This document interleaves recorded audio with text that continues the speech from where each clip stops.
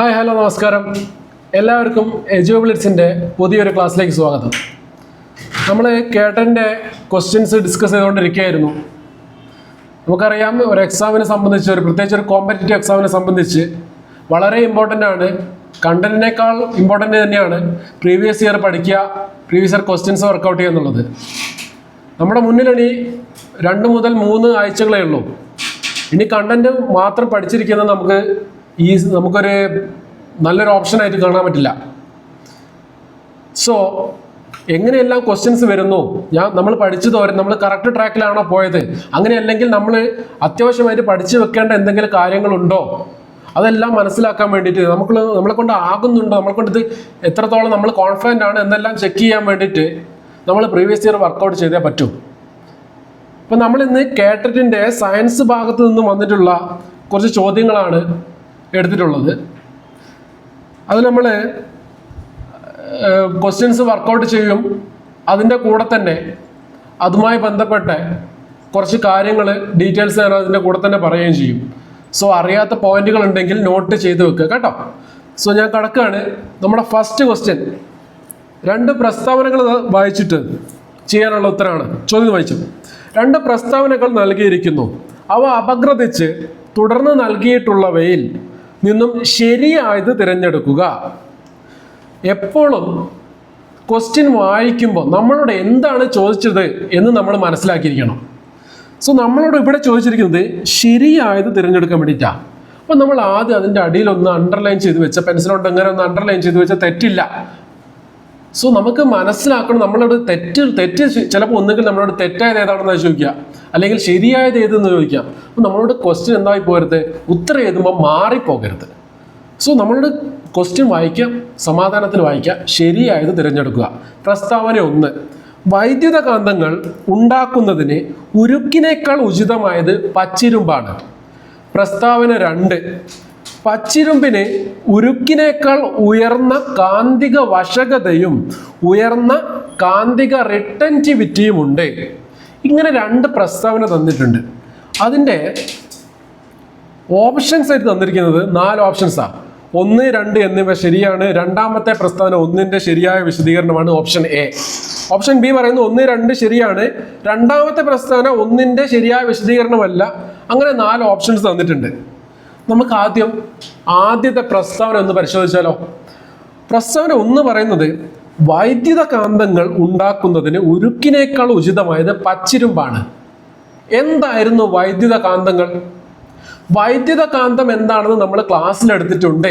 വൈദ്യുതി കടന്നു പോകുമ്പോൾ കാന്തമായി മാറുന്ന വസ്തുക്കളെയാണ് നമ്മൾ വൈദ്യുതകാന്തങ്ങൾ എന്ന് വിളിച്ചിരുന്നത്. അത്തരം കാന്തങ്ങളെ നമ്മൾ വൈദ്യുതകാന്തങ്ങൾ എന്ന് വിളിച്ചിരുന്നു. ഞാൻ പറഞ്ഞിട്ടുണ്ട്, വൈദ്യുതകാന്തം ഒരു താൽക്കാലിക കാന്തമാണ് എന്നും നമുക്കറിയാം. ആൻഡ് താൽക്കാലിക കാന്തങ്ങളായ വൈദ്യുതകാന്തങ്ങളെ നിർമ്മിക്കാൻ നമുക്ക് ഏറ്റവും ഉചിതം ഉരുക്ക് അല്ല, മറിച്ച് പച്ചിരുമ്പാണ് എന്നും നമ്മൾ ക്ലാസ്സിൽ ഡിസ്കസ് ചെയ്തിട്ടുണ്ട്. സോ നമുക്കറിയാം ഓപ്ഷൻ എ, പ്രസ്താവന 1 അത് ശരി ഉത്തരം തന്നെയാണ്. സോ പ്രസ്താവന 1 ഈസ് കറക്റ്റ്. ഇനി നമ്മൾ ചെക്ക് ചെയ്യേണ്ടത് പ്രസ്താവന 2 ആണ്.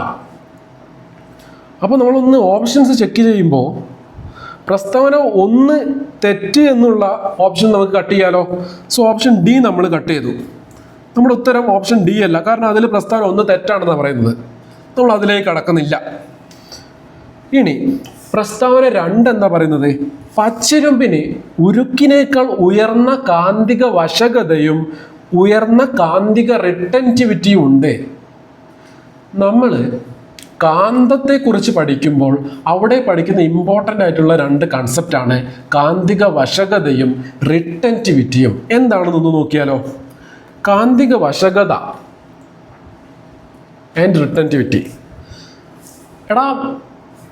നമുക്കൊരു വസ്തുവിന് ഒരു കാന്തിക ശക്തി ലഭിച്ചാൽ ആ വസ്തുവിന് ആ കാന്തിക ശക്തി നിലനിർത്താനുള്ള കഴിവിനെ, ലഭിച്ച കാന്തിക ശക്തിയെ നിലനിർത്താനുള്ള കഴിവിനെ നമ്മൾ വിളിച്ചില്ലായിരുന്നോ?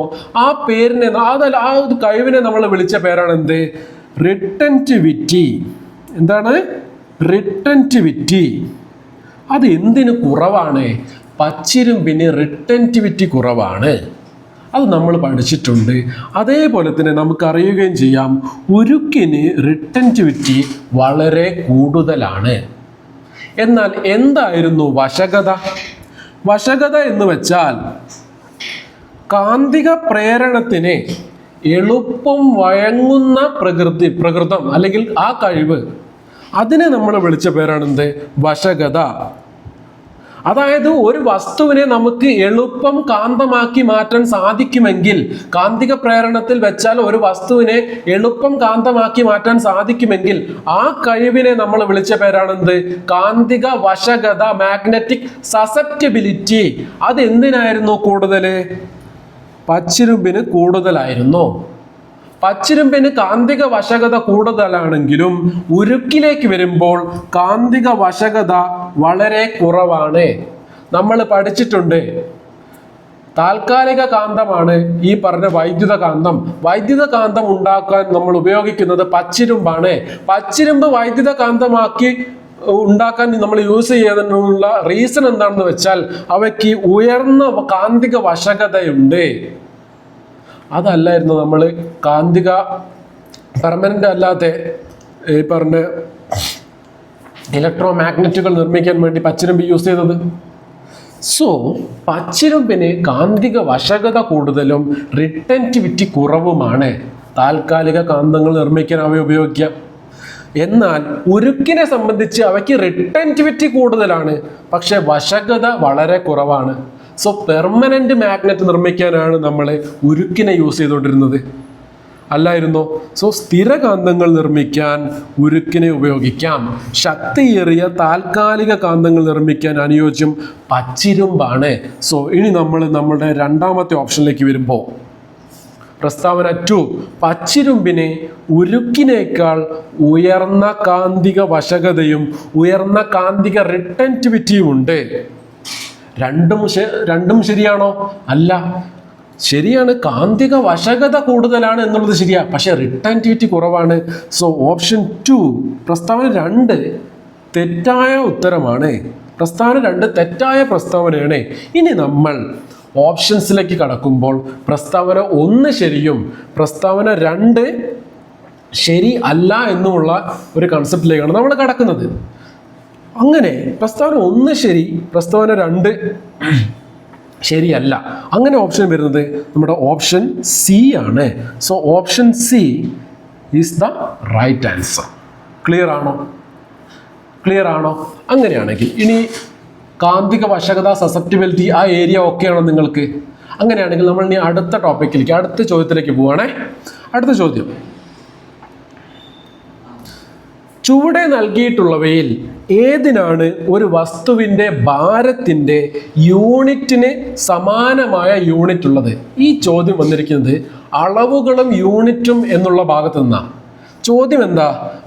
ഒരു വസ്തുവിൻ്റെ ഭാരത്തിൻ്റെ യൂണിറ്റ്, അതിന് സമാനമായ യൂണിറ്റ് താഴെ തന്ന ഓപ്ഷൻസിൽ ഏതിനാണ് ഉള്ളതെന്നാ. അപ്പോൾ ഈ തന്നിരിക്കുന്ന 4 എണ്ണത്തിൻ്റെയും യൂണിറ്റ് നമ്മൾ അറിഞ്ഞിരിക്കണം, ഭാരത്തിൻ്റെ യൂണിറ്റും നമ്മൾ അറിഞ്ഞിരിക്കണം. ഭാരത്തിൻ്റെ യൂണിറ്റ് നമുക്കറിയാം, അത് ന്യൂട്ടൺ ആണ്.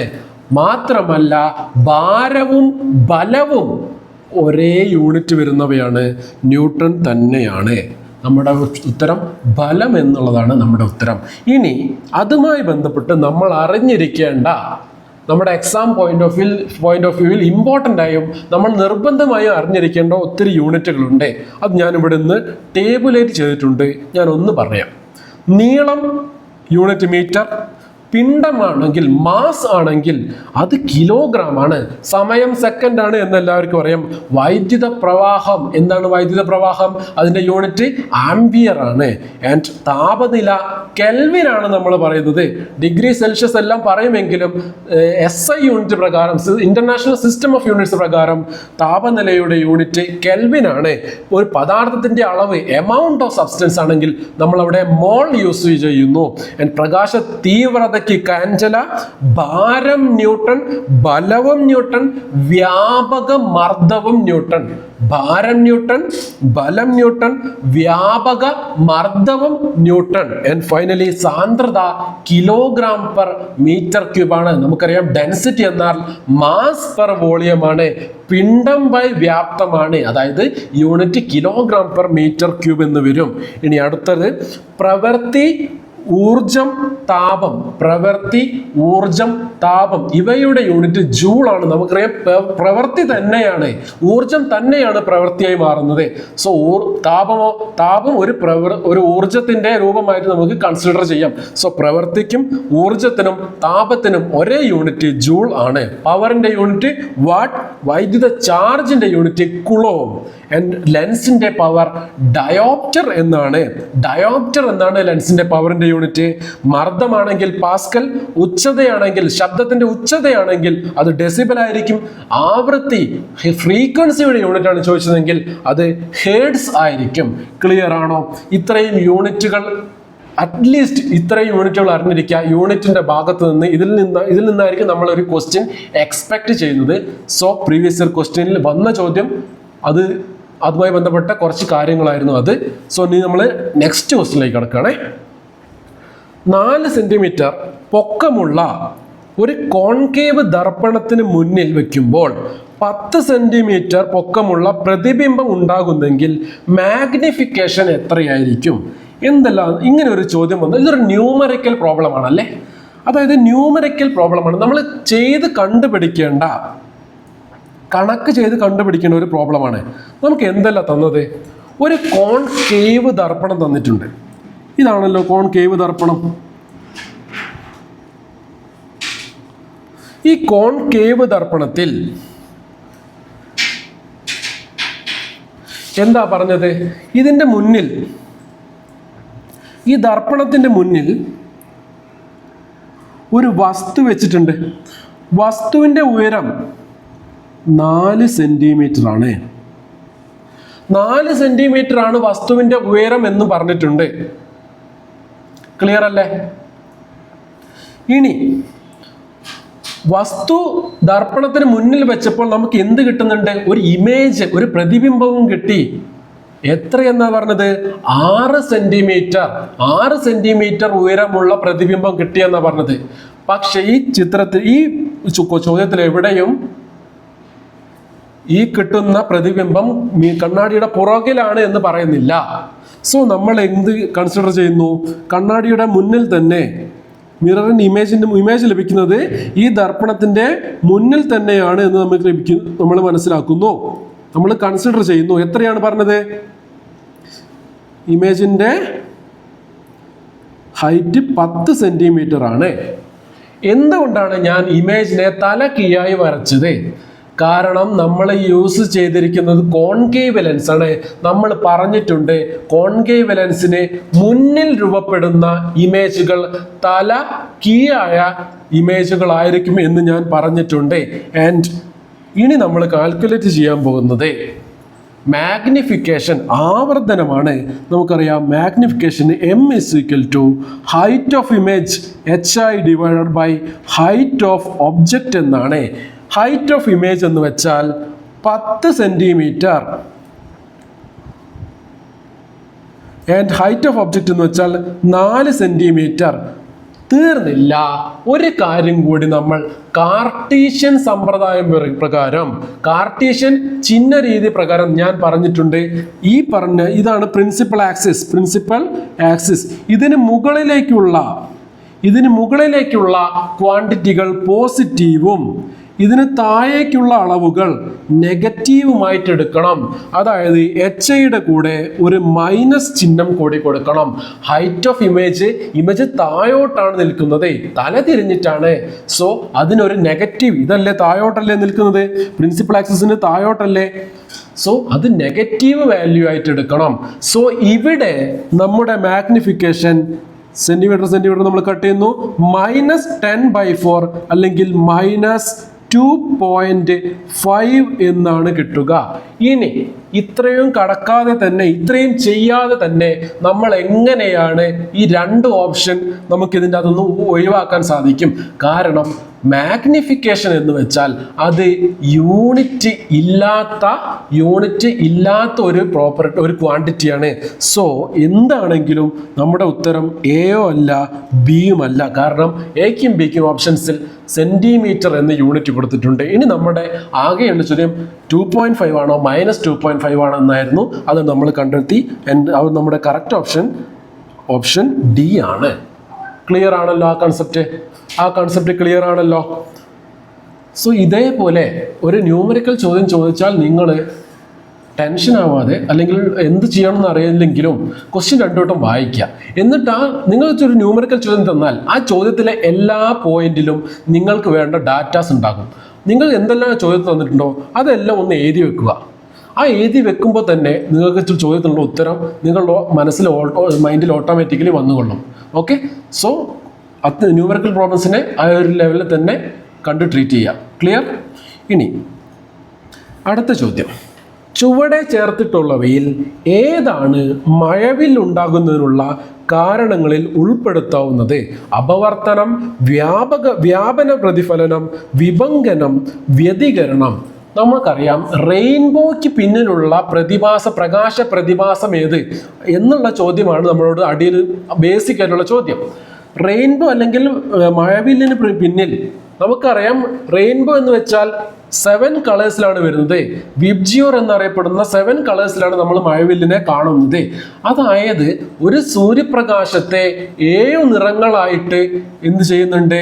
ഡിവൈഡ് ചെയ്ത് പോകുന്നുണ്ട് അല്ലേ? 7 നിറങ്ങളായിട്ട് സൂര്യപ്രകാശം വേർതിരിഞ്ഞ് പോകുന്നുണ്ട്. ഈ ഒരു പ്രതിഭാസത്തെ, ഈ ഒരു ഹോൾ ലൈറ്റ്, ഒരു കോമ്പോസിറ്റ് ലൈറ്റ് 7 അതിൻ്റെ 7 നിറങ്ങളായിട്ട് വിഘടിച്ച് പോകുന്നതിനെ നമ്മളൊരു പേരിട്ട് വിളിച്ചിരുന്നു. അത് പ്രകീർണനം എന്നാണ്. പക്ഷെ നമ്മളുടെ ഓപ്ഷനിൽ അതില്ല. മഴവില്ലുണ്ടാകുന്നതിന് പിന്നിലുള്ള പ്രകാശ പ്രതിഭാസം ഏത് എന്ന് ചോദിച്ചാൽ നമ്മുടെ ആദ്യത്തെ ഉത്തരം പ്രകീർണനമായിരിക്കും. പക്ഷെ അത് നമ്മളുടെ ഓപ്ഷനിൽ ഇല്ല. എന്നാൽ നമുക്കറിയാം മഴവില്ലുണ്ടാകുന്നത് പ്രകീർണനം അല്ലെങ്കിൽ അതിന് പകരം 2 അപവർത്തനവും 1 പ്രതിഫലനവുമാണ് എന്ന് നമുക്കറിയാം. സോ ഇവിടെ എന്താ നടക്കുന്നതെന്ന് വെച്ചാൽ സൂര്യപ്രകാശം എന്ത് വരുന്നു? സൂര്യനിൽ നിന്നും ലൈറ്റ് വരുന്നു. അത് ഒരു ജലത്തുള്ളിലേക്ക് കടക്കുമ്പോൾ ഇവിടെ എന്താ നടക്കുന്നത്? ഇങ്ങനെ പ്രകീർണനമല്ലേ നടന്നിരുന്നത്. സോ ലൈറ്റ്, ഹോൾ ലൈറ്റ് എന്തായി മാറുകയായിരുന്നു? തൻ്റെ ഘടക വർണ്ണങ്ങളായിട്ട് മാറുകയായിരുന്നു. പക്ഷെ ഇവിടെ ഓപ്ഷനിൽ പ്രകീർണനമില്ല. പക്ഷേ ഇവിടെ എന്താ നടക്കുന്നത്? വായുവിൽ നിന്നും ജലത്തുള്ളി, ഇതല്ലേ എയർ, ഇതല്ലേ വാട്ടർ ഡ്രോപ്പ്, വായുവിൽ നിന്നും ജലത്തുള്ളിലേക്ക് കടക്കുമ്പോൾ ഇവിടെ എന്ത് നടന്നു? ലൈറ്റിന് എന്ത് നടന്നു? ഈ ഒരു പോയിന്റിൽ ഇങ്ങോട്ട് കടന്നപ്പോൾ ലൈറ്റിന് എന്ത് നടന്നു? പ്രകീർണനം മാത്രമല്ല നടന്നത്, അപവർത്തനവും സംഭവിച്ചിട്ടുണ്ട്.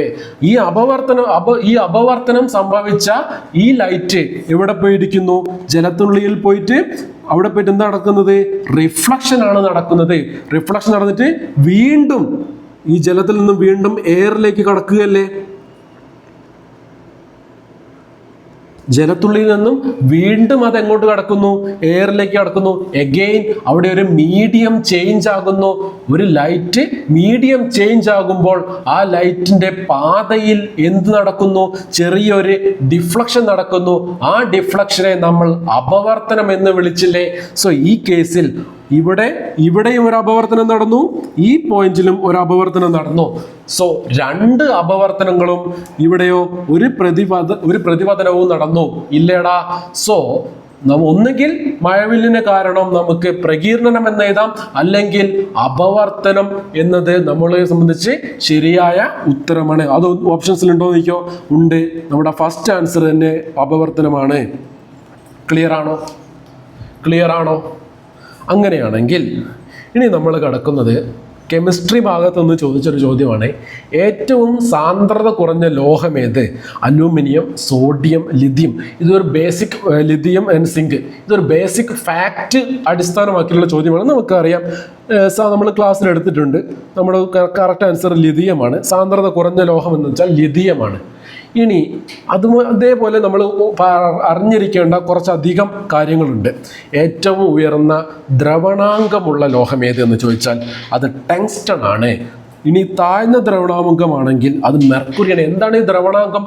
മെൽറ്റിംഗ് പോയിന്റ് കൂടിയ ലോഹം ടങ്സ്റ്റണും മെൽറ്റിംഗ് പോയിന്റ് കുറഞ്ഞ ലോഹം മെർക്കുറിയുമാണ്. ഇനി ബോയിലിംഗ് പോയിന്റ് ആണെങ്കിലോ, തിളനിലയാണെങ്കിൽ അത് കൂടിയ ലോഹം റീനിയവും തിളനില കുറഞ്ഞ ലോഹം മെർക്കുറിയുമാണ്. ഞാൻ ഒരു കാര്യം കൂടി പറഞ്ഞു തരട്ടെ.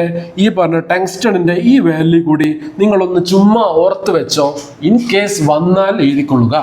ഇനി നെക്സ്റ്റ് ചോദ്യം, നെക്സ്റ്റ് ഫാക്റ്റ് ആയിട്ട് പറയുന്നു, ഉയർന്ന സാന്ദ്രതയുള്ള ലോഹം ഏതെന്ന് ചോദിച്ചാൽ നമ്മൾ എഴുതുന്നത് ഇറിഡിയമാണ്. ഇനി ഇറിഡിയം അല്ല ഓപ്ഷനിലുള്ളതെങ്കിൽ ഓസ്മിയം എഴുതിക്കൊള്ളുക.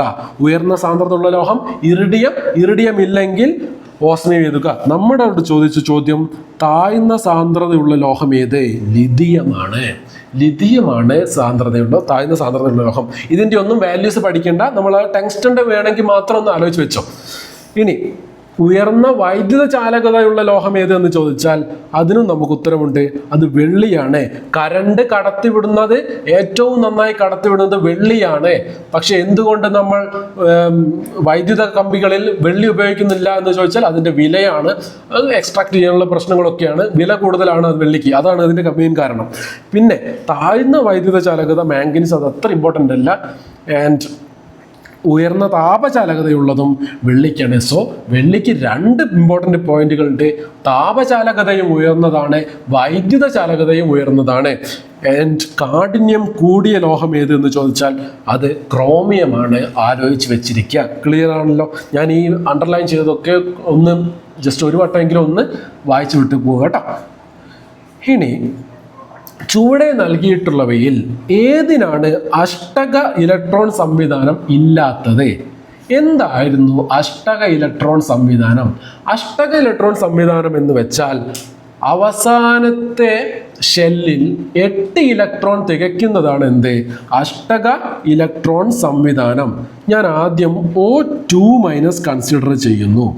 O2- എന്ന് വെച്ചാൽ ഓക്സിജൻ ആറ്റം 2 ഇലക്ട്രോണിനെ സ്വീകരിക്കുന്നതാണ്. ഓക്സിജന്റെ അറ്റോമിക സംഖ്യ 8 ആയിരുന്നു. 2 ഇലക്ട്രോൺ കൂടി സ്വീകരിച്ച് ടോട്ടൽ 10 ഇലക്ട്രോണുകൾ ഉണ്ടാകും. അതിനെ ഞാൻ 2, 8 എന്ന് എഴുതുമ്പോൾ എനിക്ക് ഫൈനൽ ഷെല്ലിൽ 8 ഇലക്ട്രോൺ തന്നെ കിട്ടി. നിയോൺ ഓൾറെഡി 10 അറ്റോമിക് നമ്പർ ഉണ്ട്, അതും 2, 8. ആൻഡ് ഞാൻ കാൽഷ്യം Ca2+ എടുത്താൽ കാൽഷ്യം 20 ആണ്. കാൽഷ്യം 2+ എന്ന് വെച്ചാൽ 2 ഇലക്ട്രോൺ വിട്ടുകൊടുത്ത കാൽഷ്യം അയോൺ ആണ്.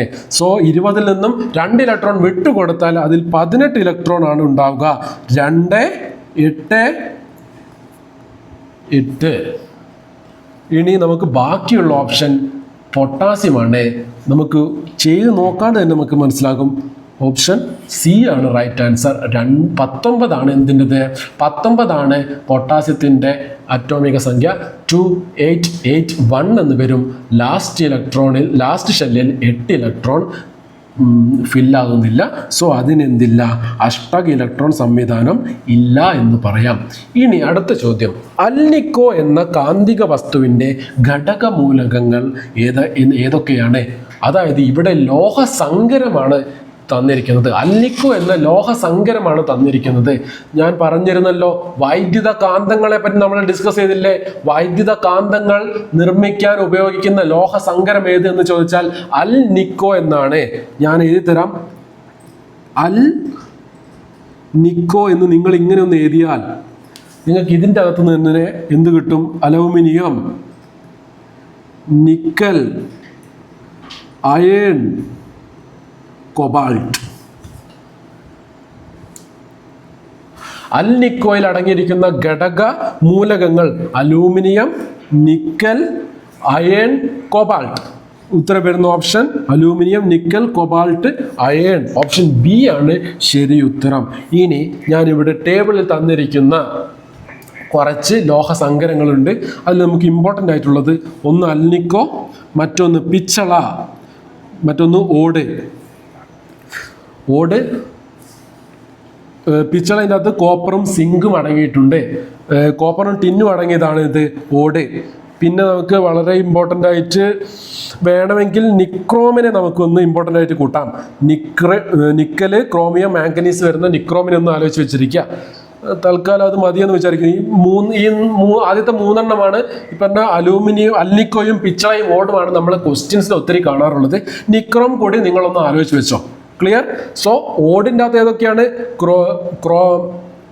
ഓടിൻ്റെ അകത്ത് കോപ്പറും ടിന്നുമാണെങ്കിൽ പിച്ചളയ്ക്കകത്ത് കോപ്പറും സിങ്കുമാണ് എന്നുള്ള കാര്യം കൂടി ആലോചിച്ച് വെച്ചിരിക്കുക. ആൻഡ് ഫൈനലി ലാസ്റ്റ് ക്വസ്റ്റ്യൻ, മൂന്നാം വർഗ ഉത്തോലകത്തിൽ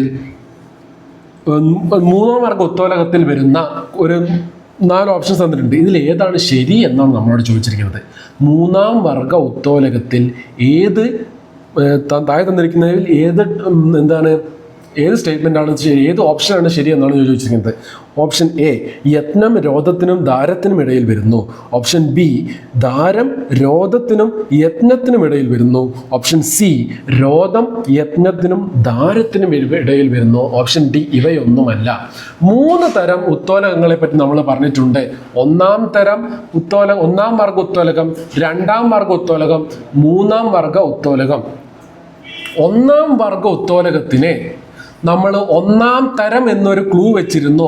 ഒന്നാം വർഗം, ഒന്നാം തരം. ഈ തരത്തിൽ നിന്നും ധാരം എന്നുള്ള വാക്ക് നമ്മൾ കൺസിഡർ ചെയ്യണം. അതായിരുന്നു നമ്മുടെ ക്ലൂ. ഒന്നാം വർഗം, ഒന്നാം തരം. തരം എന്നാൽ ധാരം എന്ന് കൺസിഡർ ചെയ്യണം. അതായത് ഒന്നാം വർഗ ഉത്തോലകത്തിൽ നടുവിലുള്ളത് ധാരമായിരിക്കും. ഇനി രണ്ടാം വർഗ ഉത്തോലകത്തിൽ നടുവിലുള്ളത് രോധമായിരിക്കും. രണ്ടാം വർഗത്തിന്റെ രണ്ടിലും രായുണ്ട്, രോധത്തിലും രായുണ്ട്. സോ രണ്ടാം വർഗ ഉത്തോലകത്തിൽ നടുവിലുള്ളത് രോധമായിരിക്കും. രണ്ടിന്റെ രായും രോധത്തിന്റെ രായും ആലോചിച്ചാൽ നമുക്ക് മനസ്സിലാക്കും രണ്ടാം വർഗ ഉത്തോലകത്തിൽ നടുവിലുള്ളത് രായാണ്, രോധത്തിനും നടുവിലുള്ളത് രാ തന്നെയാണ്. ആൻഡ് നമുക്കിനി ബാക്കിയുള്ളത് മൂന്നാം വർഗ ഉത്തോലകമാണ്. ബാക്കിയുള്ളത് യത്നം മാത്രമാണ്. യത്നം സെന്ററിൽ വരുന്ന, യത്നം രോധത്തിനും ധാരത്തിനും ഇടയിൽ ഈ പറഞ്ഞ യത്നം വരുന്ന ഉത്തോലകങ്ങളെ നമ്മൾ വിളിക്കുന്ന പേരായിരുന്നു എന്ത്? മൂന്നാം വർഗ ഉത്തോലകം. ആ പോയിന്റ് ക്ലിയർ ആണോ? അങ്ങനെയാണെങ്കിൽ നമ്മുടെ കറക്റ്റ് ആൻസർ എന്ന് പറയുന്നത് ഓപ്ഷൻ എ തന്നെയായിരിക്കും. ക്ലിയർ ആണോ ഈ കൺസെപ്റ്റ്? ആ കൺസെപ്റ്റ് ക്ലിയർ ആയോ? ഉത്തോലകങ്ങളുടെ 3 ക്ലാസിഫിക്കേഷൻ ക്ലിയർ ആണല്ലോ. അങ്ങനെയാണെങ്കിൽ ഞാൻ ഇന്നത്തെ ഈ സെഷൻ ഇവിടെ നിർത്തുകയാണ്.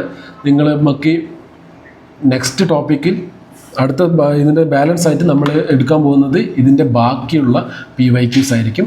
സോ PYQസിന് ഇമ്പോർട്ടൻസ് കൊടുക്കുക. അത് പഠിച്ചിട്ട് അതിൻ്റെ കൂടെ ഉള്ള ഡീറ്റെയിൽസ്, അതിൻ്റെ കൂടെ എന്തെങ്കിലും ഇമ്പോർട്ടൻ്റ് കാര്യങ്ങൾ വിട്ടുപോയിട്ടുണ്ടെങ്കിൽ അത് ഓർത്തെടുക്കുക, അതൊന്ന് നോക്കി വെക്കുക. PYQസിന് ഇമ്പോർട്ടൻസ് കൊടുക്കുക കേട്ടോ.